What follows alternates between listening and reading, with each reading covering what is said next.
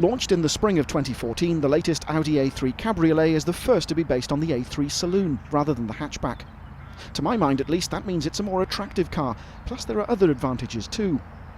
Only 3 engines were offered at the car's launch, a 2-litre diesel and 1.4 and 1.8-litre petrol engines, with 2 more being added in due course. One of the advantages I mentioned is the larger boot, something like 60 litres bigger than the previous model with the roof up. If you'd care to time the roof coming down, you'll find that fully closed to fully open takes around 18 seconds, and that can now happen at speeds of up to 31 miles an hour. Useful with the changeable British weather. As you can see, Audi has stuck with a fabric roof rather than opting for a folding metal affair, which has kept both costs and weight down. The new car, in fact, is around 50 kilos lighter than the model it replaced. The 4-seat cabin has the build quality you'd expect from Audi, with the dashboard in our test car dominated by a large clear display screen. Our car was powered by the 1.8-litre TFSI petrol engine, coupled to a 6-speed manual transmission.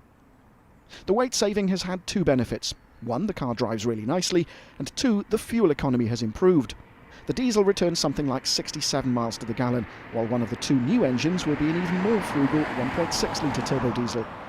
If you're after performance open-top motoring, by the way, there's also an S3 Cabriolet available. Talking of the models on offer, apart from the S3, there are 3 to choose from. The base SE gets 16-inch alloy wheels, air conditioning, Bluetooth and a DAB radio, while opting for sport trim adds lowered suspension, 17-inch alloys and sport seats. If you tick the box for the top-spec S-Line, expect bigger wheels, even lower suspension and part leather seats. Standard suspension is a no-cost option, by the way. With the top up, the 3-layer roof does a good job of keeping the noise down, but drop the roof and you can expect a fair amount of buffeting from the wind. You can specify a wind deflector, but as you can see, the 2 rear seats can't be used with the deflector in place.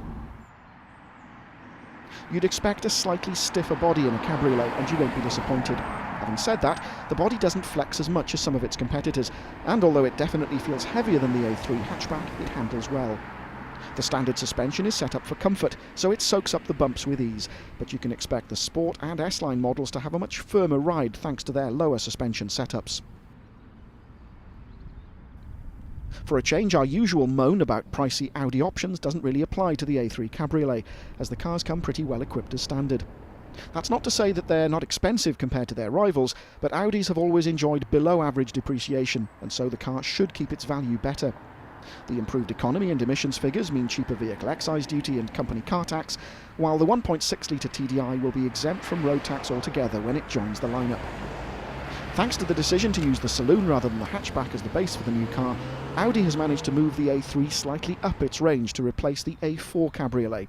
Also, as a result of the UK's love affair with soft tops, this is actually quite an important model for Audi, and so they've made sure they've done a good job with its design and the way it drives.